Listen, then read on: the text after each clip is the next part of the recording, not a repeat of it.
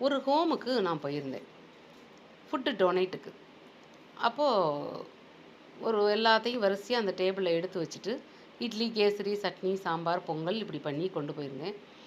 அப்போ அந்த அந்த ஹோமில் வந்து யார் இருக்காங்க அப்படின்னா, மூளை வளர்ச்சி குன்றிய குழந்தைகள். குழந்தைகள்னு ஏன் சொல்கிறேன்னா, அவங்க அப்படி தான் சொல்லுவாங்க. அதில் அழுத்தம் கொடுத்து ஏன் சொல்கிறேன்னா, குழந்தைகளுக்கு உண்டான ஒரு அறிவு தான் அவங்களுக்கு இருக்கும். அப்போ கூட வந்து என்னோடய ஃப்ரெண்டு கூட்டிகிட்டு போயிருந்தேன்.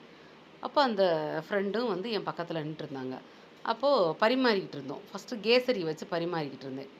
அதுக்கடுத்து அவங்க வந்து இட்லி, சட்னி, சாம்பார் அப்படி எல்லாம் ஒருத்தரா என் பிள்ளைங்க எல்லாம் பரிமாறிட்டு இருந்தோம்.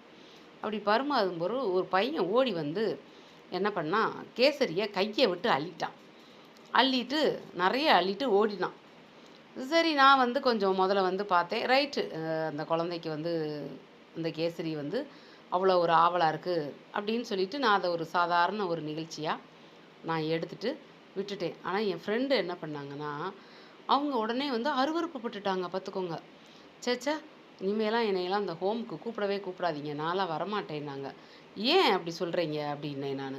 "இல்லைங்க, அது என்னங்க கொஞ்சம் கூட வந்து ஒரு கண்ட்ரோலே இல்லைங்க" அப்படின்னாங்க.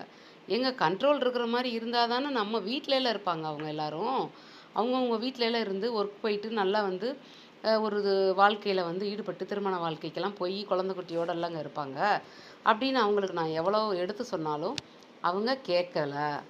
அப்போ இப்ப யாருக்கு வந்து மூளை வளர்ச்சி கம்மியா இருக்குங்கிற மாரி கேள்வி ஆயிருது நம்மளுக்கு. இந்த மாரி அனுபவம்லாம் உங்களுக்கு ஏற்பட்டுருக்கா? சொல்லுங்க கமெண்ட்ல. லைக் பண்ணுங்க, ஷேர் பண்ணுங்க.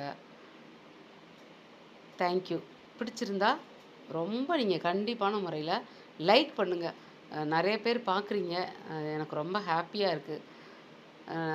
நான் வந்து இன்னும் நெறைய மெசேஜ் எல்லாம் உங்களோட பகிர்ந்துக்கணும்னு நெனைக்கிறேன். ஆல்ரெடி உங்களுக்கு தெரிஞ்சிருந்தாலுமே, அத வந்து நம்ம வந்து மறுபடியும் நம்ம சொல்லும்போது, எனக்கும் வந்து ஒரு ரிப்பீட்டு மைண்டுக்கு, உங்களுக்கும் ஒரு ரிப்பீட் மைண்டுக்கு. Thank you.